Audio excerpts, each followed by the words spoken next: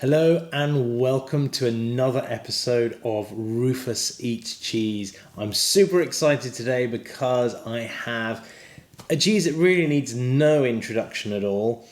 It is, of course, Stilton. You might be wondering why there are two pieces here. Let's find out.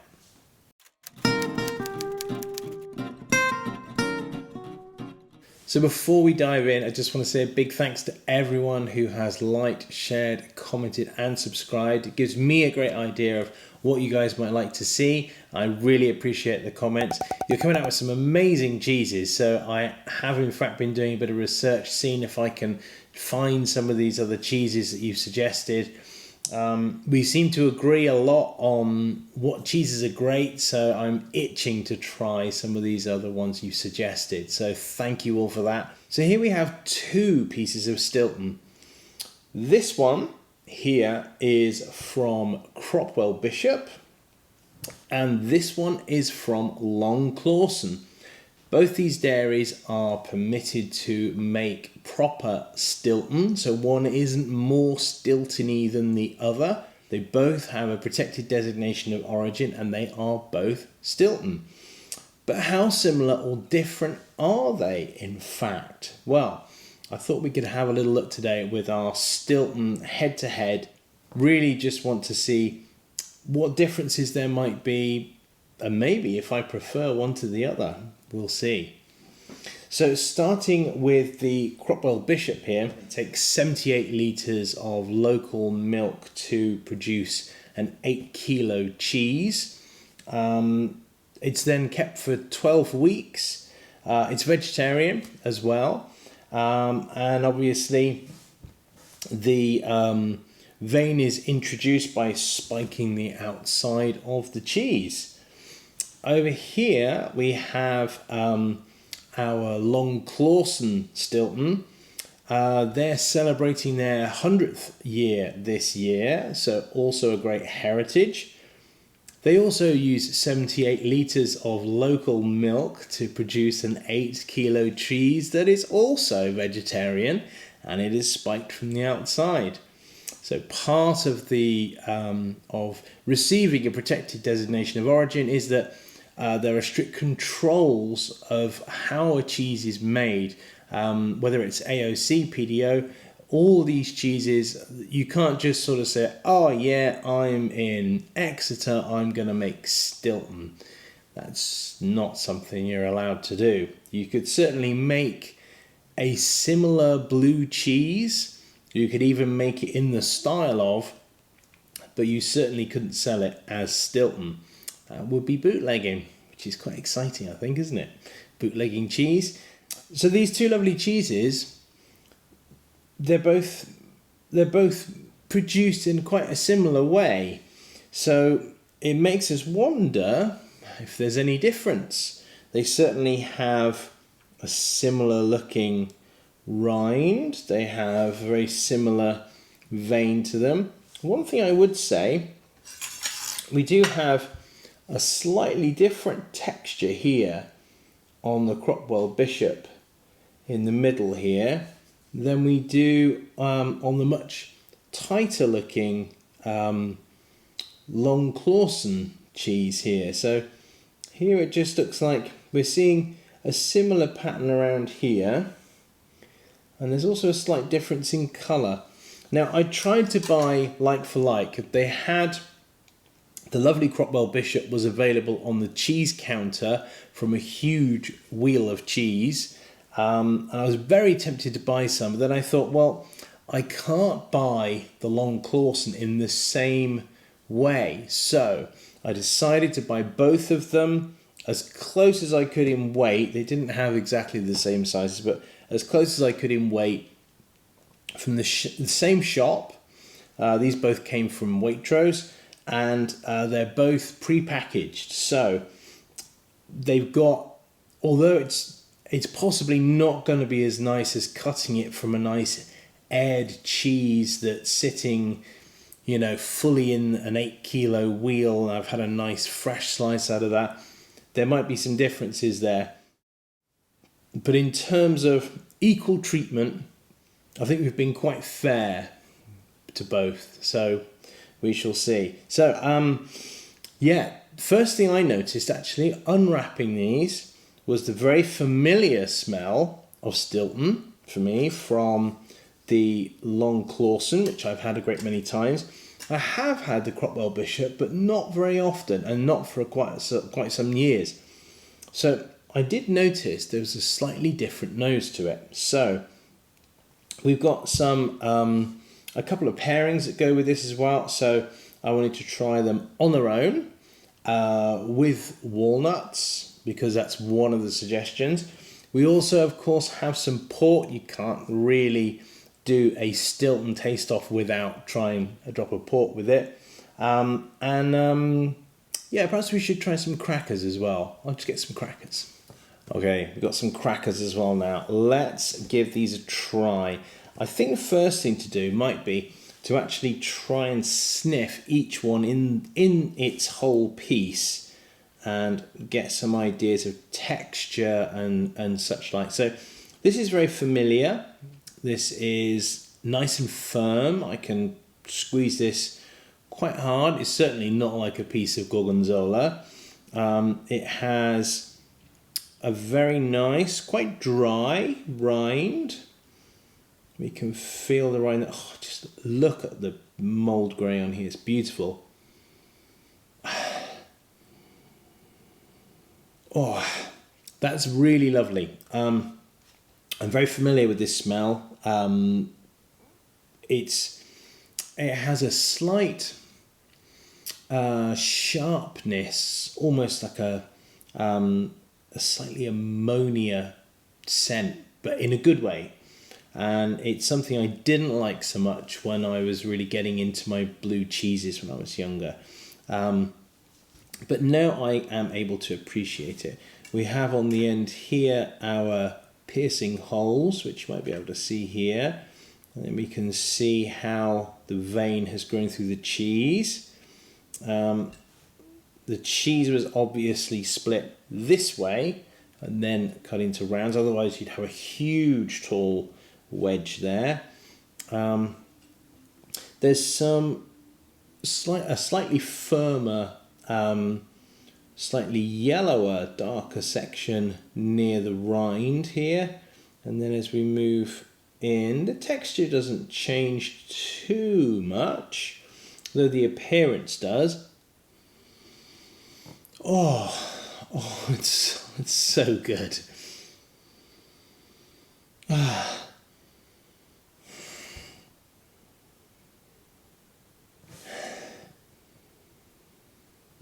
Okay. There's one of the things I like about Stilton is there's a little something of the farmyard to it. It's you always get the feeling, although Stilton is obviously produced on such a large scale now, they've really maintained that that link, I think, in the taste and the texture that really brings you back to the farm. You can almost imagine that this was still made in a little, straw-strewn shed somewhere on a shelf on a farm a couple of 100 years ago. So I really like that about Stilton. It seems to have kind of kept that into, in 2021, it still has some of that going on. I'm actually going to swap hands here because I do have some of the Long Clawson on my arm, on my fingers there. So let's take a little look at the Cropwell Bishop. I did knock the corner off there when I was unpacking it. I was very tempted to eat it, but I thought, no, I'm going to wait just a little. Now, one thing I would say is the edge of this feels a little drier. A little bit drier. So these were both pre-packaged and I opened them at the same time. And they've both been in the same place, stored in the same way. But perhaps it's just the top, the edge of the rind here. If we do a little head-to-head comparison, they're quite similar. Obviously this is a slightly larger piece, so you can see a little more of it, but they seem to be really very similar in appearance.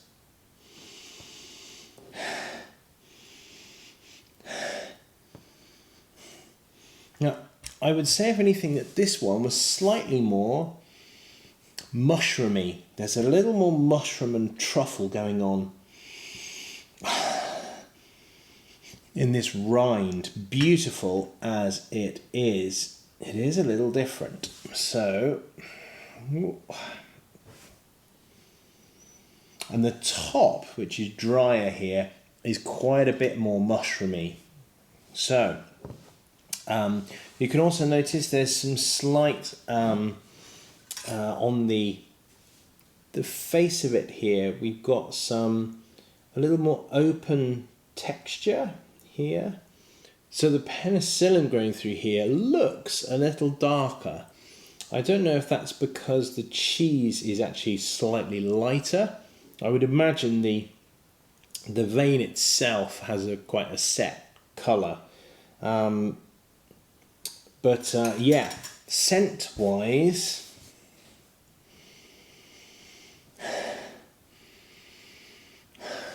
it is different.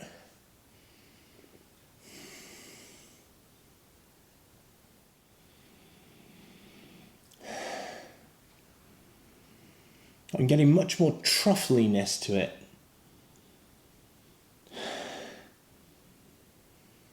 Much more truffle and a little less farm. So let's put it back the way it was. And I'm just having a little sniff, little comparison sniff with this one.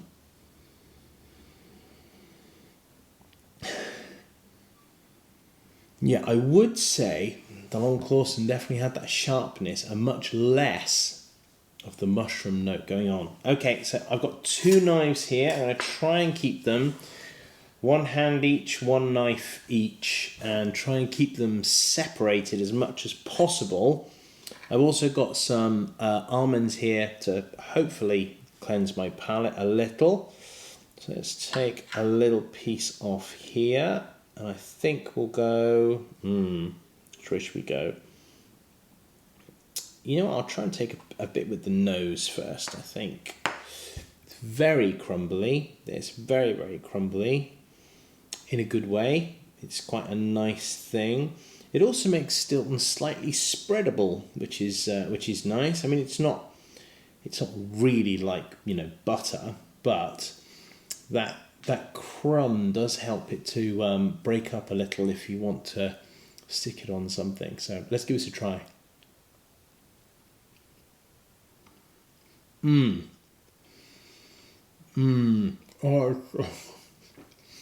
it's so good so quickly. Okay, there's this intense savoury note. And there's some mushroominess. And now that savoury umami, the saltiness really seem to be dialing up now. Oh, that's good. Oh, that's so nice. And then it mellows slightly. There's a little more buttery now. The savoury tone is sitting there underneath quite happily, still going along. It doesn't have that intensity. The saltiness has gone a little. There's a lovely butteriness that's turning slightly creamy notes. And then the sharpness comes. You get a sudden flood of saliva as we get the all the aromatics coming through from the blue vein, all that sharpness and oh, that's absolutely beautiful. I'm going to have one more little piece of that because we are going to do several tests with this. So I'm going to try this little piece. Straight away. Straight away in with these gorgeous flavours. There's an acidity that's beautiful. And the initial blue flavours coming through from that vein very quickly. Some blue cheeses you get it much later, much earlier, it varies a little. And then here comes all that flood of lovely salty, savoury umami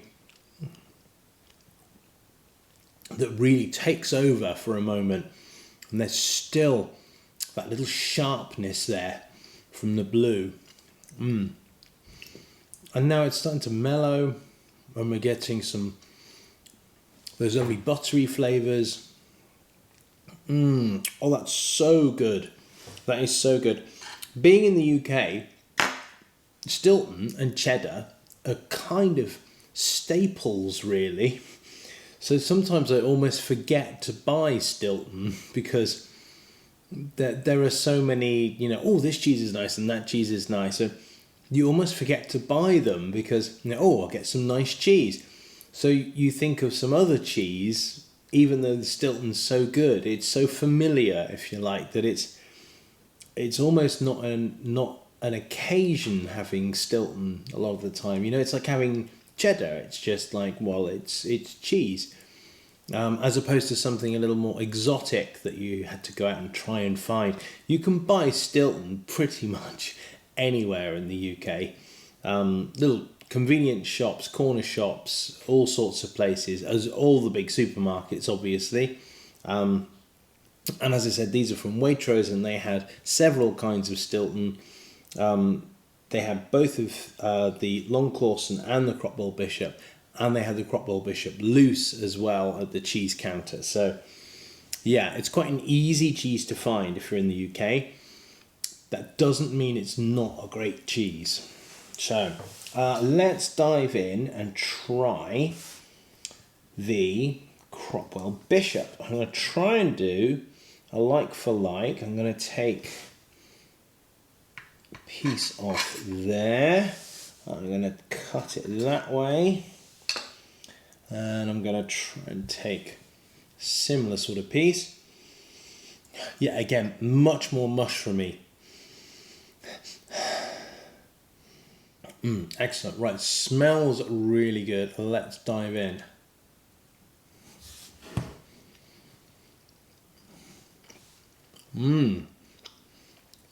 It's really quite different to start with. There's that big flood of flavour.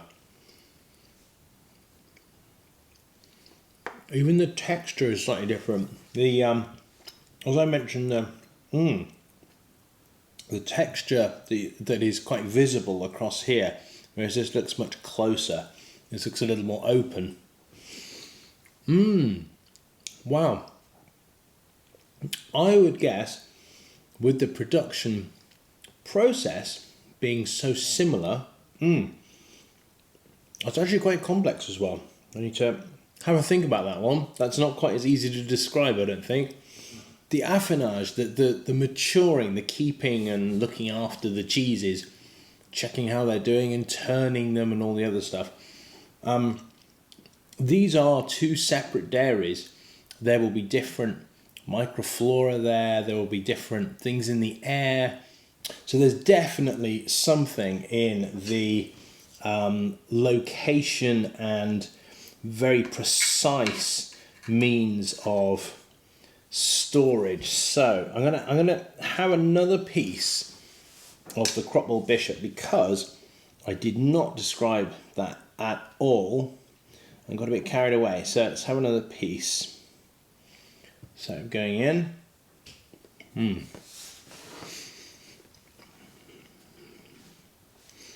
It's beautiful and savoury. It doesn't have that sharpness to start with that the Long Clawson does. I'm getting some lovely mushroom flavours already. And only now is the blue, the vein starting to come forward in the on the palate. It's really quite different and quite difficult to describe, I would say. So that the Cropwell Bishop doesn't seem to have those very distinct variations in quite the same way as the Long Clawson does. It's much more mushroomy, much more even. You get this lovely development of flavour that then stays with you. Then you get a blue, a real blue accent from the vein, and only then do you start to get some sharpness coming in, whereas that sharpness seemed to be a lot earlier, I think, in the Long Clawson. I'd have one more little bit that was on here, and then we'll move on. Mushroomy, rich. It's still very distinctly Stilton. That little sharpness and the slight bitterness that you get with Stilton that are so beautifully balanced, but really balanced in a different way. All the savoury notes are there, but they're slightly different. And the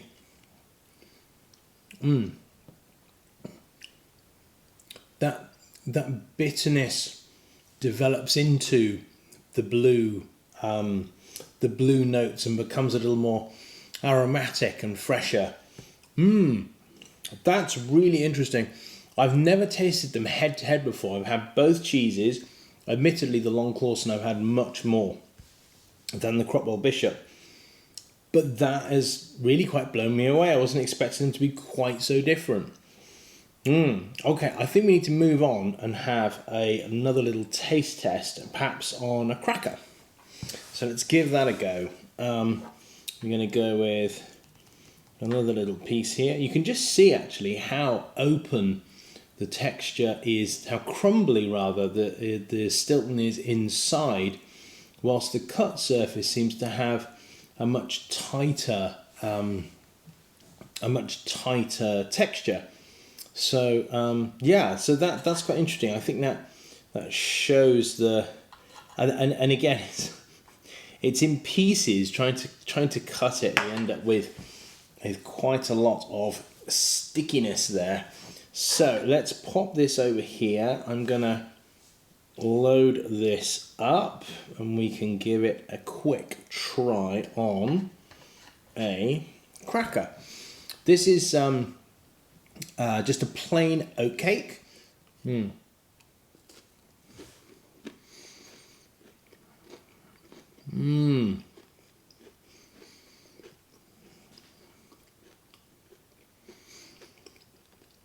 That's really nice together. That works so well. The cracker itself isn't salted or anything. This is a plain oatcake, so it doesn't really have too much of its own taint, if you like, other than the taste of oats. So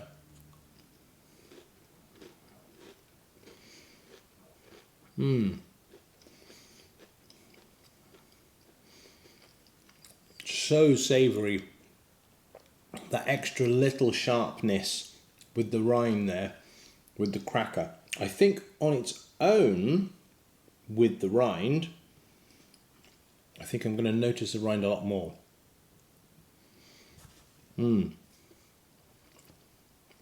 Oh yeah. It's way more aromatic. I can feel a lot more of the mould creeping up into the back of my nose and everything. It's really quite different with the rind, but really good, really nice. Both of these actually seem to be quite nice examples because they're quite well matched, I think. Right, I'm going to try the Cropwell Bishop with a piece of the rind as well, and we'll see what that's like.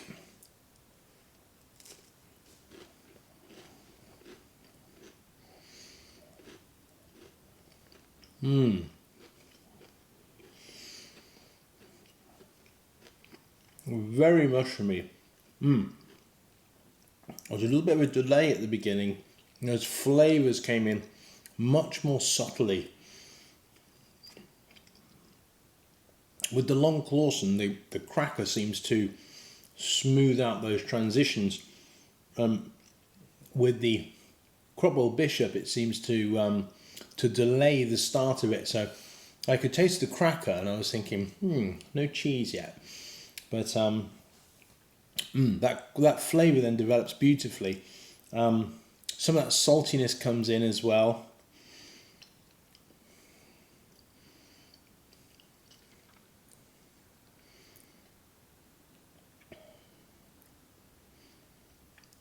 The mould is very much more mushroomy rather than blue. Let's try the last bit.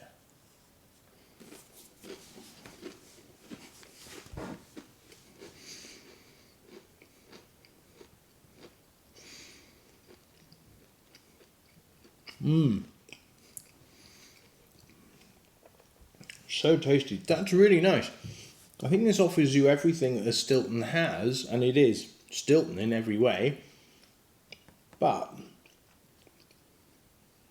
with that, it seems more subtle, a little more gentle, I think. I think what we'll do now is we'll try one more bit with a walnut. It's supposed to be paired quite well with walnuts, so got a walnut and a piece slightly bigger than the walnut, half, and let's give it a go. This is the Long Clawson again, obviously.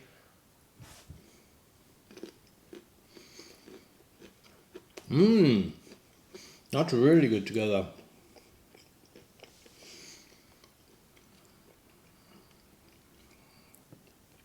The creaminess of that walnut goes so well with it. I think with the cracker you had this smoothing out of the flavours. You get some of that with having a walnut with it, but you get a lot less walnut and a lot more Stilton. But that's really good. Okay, let's do another little pairing this side.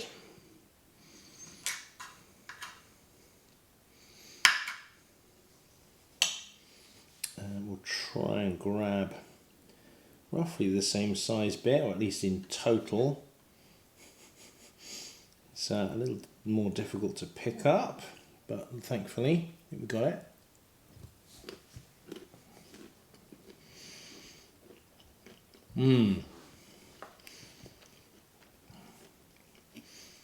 Those mushroomy notes go beautifully with walnuts. I would say perhaps more so than with the Long Clawson. And then all that sharpness comes through of the blue vein that didn't really come through quite so much with the cracker. Our last test is going to be with a drop of port. So I'm going to have a couple of walnuts, a couple of almonds, to try and cleanse my palate a little. They're both so good. I really wasn't prepared for them to be quite as different. I was a bit worried whether I could tell any difference at all, but the difference is really quite pronounced, whereas they are still obviously both Stilton. I like that. That's good. Okay, I think I'm ready. Nice piece off there. And I'm going to try and take, I think, a little firmer bit here. So, cheers everyone. A little drop of port.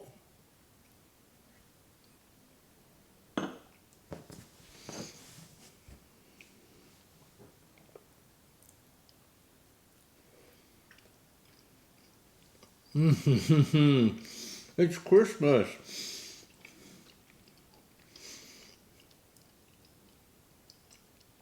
Oh, that's beautiful. The fruitiness of the port goes so well, and I hadn't quite appreciated what an association I have with the two of these and Christmas. So it just tastes of Christmas. Let's have these the other way.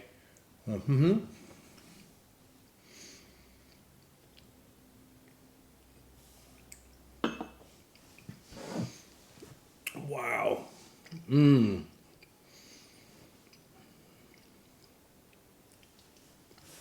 They're so good together. It's like they were made for each other, except of course port isn't from the UK. That is absolutely beautiful. I think the vapours coming from the port really help to carry a lot more of the Stilton's aromatics through to the nose. You're getting a lot more in the nose than you would do.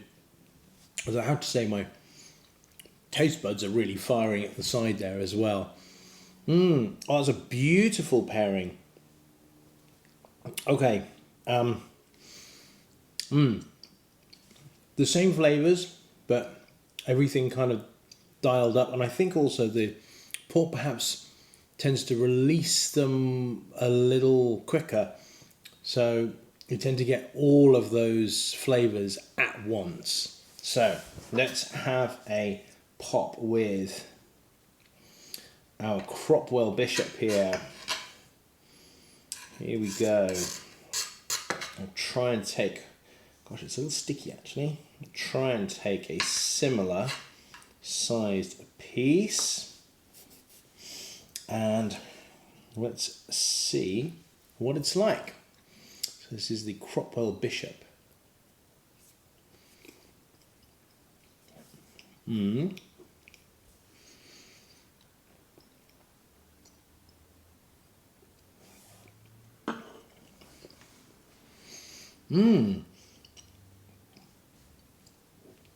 Really different. Really very different. The port definitely seems to amplify the mushroominess.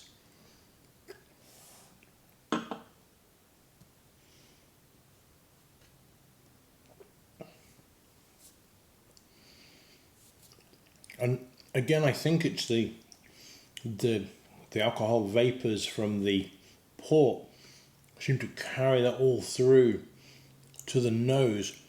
And that sharpness, you get really really stays with you for a while there. Wow, that's fabulous. This is a really nice taste test. I've enjoyed doing this. Could I choose one if I had to just have one? I don't know. It's difficult. It's like choosing between children, isn't it? You can't. You're not supposed to, even if you can.